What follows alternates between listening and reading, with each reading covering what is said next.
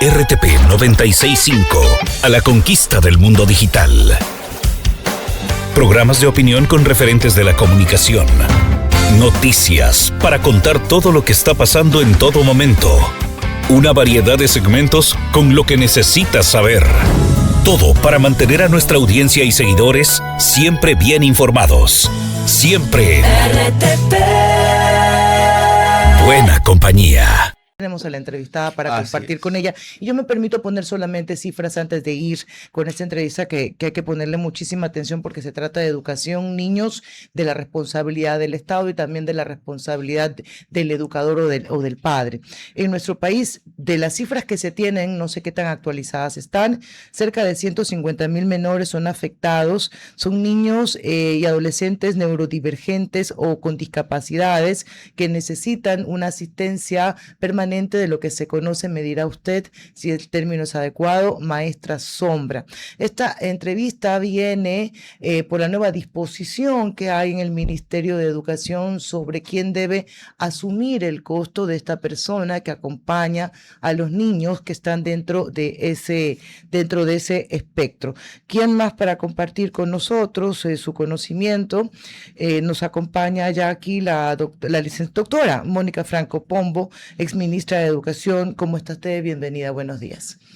¿Cómo están todos? Buenos días, muchas gracias. Sí, efectivamente el tema de la educación inclusiva en el Ecuador es un tema que todavía preocupa a grandes sectores, entre ellos principalmente a las familias cuyos hijos eventualmente tienen algún tipo de atención específica que el Estado debe proporcionar, sobre todo en la educación pública, de manera preferente. El dato de cuántos niños se encuentran en una situación de necesidad de apoyo a la inclusión no es un número que esté cerrado, pero creo que sí efectivamente bordea los datos que usted plantea. El Ministerio de Educación puso en marcha el proceso de educación inclusiva de manera, digamos, intensa, con mucho criterio a partir del año 2009. Y en ese momento en el que se habla ya por primera vez de educación inclusiva en el Ecuador, se generaron una serie de modelos de atención que han ido ajustándose con el tiempo, porque todo lo que se crea en un momento determinado es perfectible, es mejorable. Actualmente, de lo que yo conozco, se han dictado unas directrices para poder regular la atención de los chicos que tienen con una condición de neurodivergencia y que se encuentran en las instituciones educativas públicas, fiscomisionales o particulares. Ese acuerdo no es un acuerdo, es una directriz, un documento que ha publicado el Ministerio de Educación. Existe un acuerdo previo que entiendo que está en proceso de mejora, que fue emitido en la época en que la ministra de Educación era Alegría Crespo. Lo he leído con detenimiento, tiene algunas inconsistencias de ese acuerdo ministerial y el equipo que está actualmente atendiendo el tema está mejorando ese acuerdo y en los próximos semanas van a emitir un nuevo acuerdo. Lo que se ha hecho es emitir unas directrices para que las instituciones educativas puedan atender de mejor manera a los chicos que están en una condición de neurodivergencia. Para eso un poco uno veía las cifras, la cantidad de chicos que se encuentran en ese espectro. Usted, por favor, corríjame cuando utilice mal el término. No los tengo muy claros y no quiero ser falta del respeto a nadie. Entonces, decía, hay un registro de niños que necesitan esa atención, pero hay un déficit de maestros que tienen esa formación especial. Lo zonificaban. La que representa mayor desafío en eso es la zona número 8. ¿Por qué se crea esa brecha y si es que se puede corregir? A ver, efectivamente, la necesidad de docentes no se da solamente en relación con la inclusión, ¿no? Porque el Estado abrió las puertas y ha ido eliminando progresivamente las brechas de atención a a la educación, al derecho de la educación. Y eso hace que haya cada vez más demanda. Esta demanda incluye tanto a niños que no tienen ningún tipo de problema o de condición especial que deba merecer una atención diferente, como a estudiantes que van al sistema de educación regular. En ambos casos existe un déficit de docentes.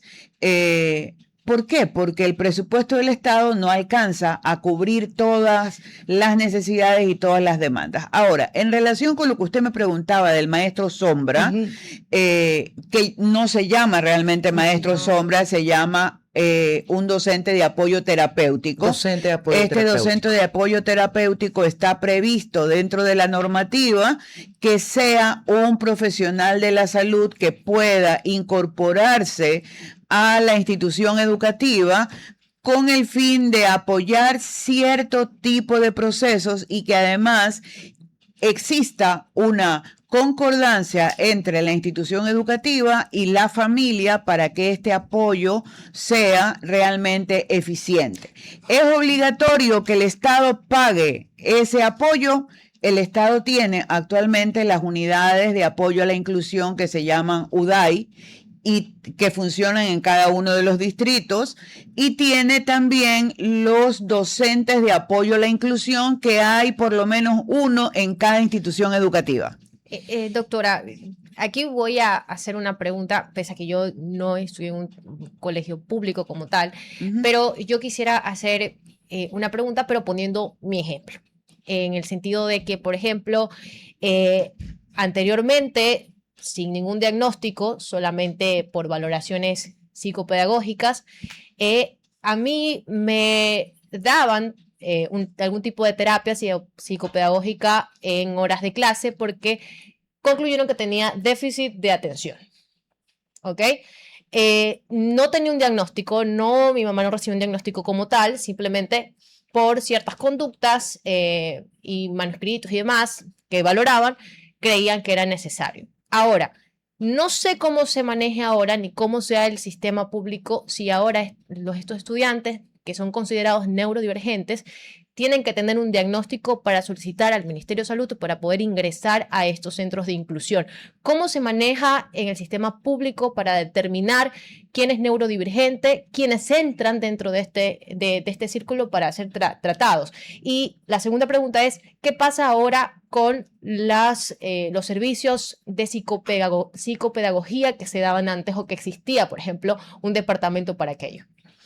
A ver, primero enfocarnos en qué es la neurodivergencia, ¿no es cierto? Gracias. Entonces, la neurodivergencia se refiere a la variabilidad natural en el funcionamiento del cerebro y del sistema nervioso central, que influye en la forma en que una persona percibe, procesa la información, aprende y se comunica con los demás. Entonces, por ejemplo, una neurodivergencia no es una dislexia, no es una apraxia. Son condiciones que le impiden al estudiante que tenga unas mejores relaciones de comunicación, que tenga unas formas diferentes de procesar la información, de expresarse, en fin. Estas condiciones tienen que ser diagnosticadas dentro del sistema de salud pública. Tienen que ser diagnosticadas, sea a través del sistema de salud pública o si es un chico de una escuela particular que tienen sus padres o su familia recursos, pues hay centros especializados que hacen este diagnóstico. Entran ahí, por ejemplo, diagnósticos como el autismo, Asperger y otros. Ya, lo que pasa es que ahora ya no hablamos de Asperger, hablamos de la condición de, espérate que se me fue el nombre. Antes se hablaba de Asperger y todo lo demás. Ahora ese síndrome ya prácticamente que no se lo considera, sino que estamos hablando de las condiciones que están dentro de los trastornos del espectro autista. Entonces, ahí está incluido el Asperger. Lo que antes se llamaba Asperger. Sí. Ahora y lo dividía, claro. Sí, ahora se llama simplemente trastornos del entorno autista, ¿no es cierto? Ahora, ¿esto complica aún más o no tener que ir a una tercera entidad o segunda entidad, que es el Ministerio de Salud, para poder comprender la manera en la que estos estudiantes aprenden? A ver, primero, el docente regular no tiene toda la información suficiente ni tiene la formación para hacer un diagnóstico. Eso es propio de un profesional de la salud específico que tiene que hacer ese diagnóstico. El padre de familia tiene dos posibilidades: o lo hace a través de la salud pública, es decir, va a un hospital, a un centro de atención pública y sigue los pasos para obtener ese diagnóstico. Con ese diagnóstico puede solicitar matrícula en la institución educativa. Puede ser que el padre no se da cuenta de que su hijo tiene algún tipo de condición diferente y entonces la institución educativa, cuando ya lo matricula, que muchas veces se matricula al estudiante sin conocerlo, obviamente, entonces simplemente cumple los requisitos mínimos y le da la matrícula. Pero cuando ya está dentro del centro educativo, el docente sí tiene las herramientas para poder decir: a este niño le pasa algo. Y por lo tanto le pide a la familia que vaya, si es una escuela pública, que vaya al sistema de salud para obtener un diagnóstico. Con ese diagnóstico ya en mano, el estudiante del sistema público es atendido a través de toda una estructura generada por el Ministerio de Educación para apoyar a la inclusión, donde están, por ejemplo, todos los equipos conformados en la UDAI, que es la Unidad de Atención a la Inclusión. Allí hay psicólogos clínicos, hay fonoaudiólogos, hay psicopedagogos, que es lo que tú me preguntabas, donde se hace el acompañamiento para que el docente de aula regular pueda atender estos casos. Entonces, la UDAI, junto con el docente de apoyo a la inclusión, generan un plan de inclusión escolar. Ese plan de inclusión escolar es desarrollado al interior de la institución educativa con conocimiento del padre de familia. Con conocimiento del padre de familia se hace un seguimiento para ver si se han cumplido las directrices de la UDAI y si el chico está o no avanzando dentro de sus procesos. Ahora, usted ha explicado todo el proceso, la evaluación y también el plan que debe ejecutarse, y esto seguro es de forma individual. Cada chico tiene su propia condición. Su propio plan. Entonces, viene acá la discusión: ¿quién ve para que ese plan se ejecute? Está la unidad, pero cuando necesitan ese profesor o ese técnico de apoyo permanente dentro del aula, que es la discusión que se tiene hoy, ¿quién lo debe pagar? El Estado en esa unidad, ¿hay la cantidad que es necesaria o suficiente como para tener un profesor de apoyo por cada nene que necesite ese acompañamiento? Definitivamente no. O sea, y no ha sido así nunca. Las directrices que están publicadas dicen exactamente que el docente de apoyo terapéutico, entre paréntesis, vamos a llamarlo sombra, es un docente cuya incorporación al proceso educativo es voluntario, no es obligatorio. Es decir, ninguna escuela le puede decir al padre de familia: usted tiene que poner un docente sombra. Y menos si es pública. No te puede condicionar. No puede condicionar, porque en ese caso se estaría incurriendo en una discriminación y se estaría atentando contra el derecho a la educación. Pero ¿y qué pasa con el resto? Me pongo pesada, incómoda, porque claro, uno quiere entender al que tiene la dificultad o la condición, pero tienes el resto de chicos en el aula que no las tienen. Entonces, pero para eso tienes las directrices que te da la UDAI al docente para que en el aula, por ejemplo, a X niño aplique ciertas adaptaciones curriculares en cuanto a las formas de evaluación, en cuanto a los ejercicios que le va a pedir, específicamente para el niño Juanito que tiene una determinada condición. Recordemos también que las instituciones educativas cuentan con lo que se llama el Departamento de Consejería Estudiantil. En la Consejería Estudiantil colabora con la UDAI, hace el seguimiento y verifica si esas adaptaciones curriculares están o no desarrollando dentro del aula. Entonces, siempre va a haber un proceso de seguimiento. El maestro sombra, llamado así, pero en realidad es un apoyo terapéutico, corresponde, por ejemplo, a un niño, digamos que se trata de un chico que tiene parálisis cerebral y entonces necesita de un fonoaudiólogo. Estas atenciones pueden darse, y lo recomendable es que se den externamente, que se den fuera de la institución educativa, porque ya la institución educativa ha generado todo un andamiaje con el plan de inclusión específico para ese chico. Los apoyos terapéuticos de fonoaudiología, de otro tipo de recursos, pueden ser que en un momento determinado se estructuren dentro del aula escolar, pero por cierto tiempo, 1 hora, 2 horas a la semana, pero no todo el tiempo.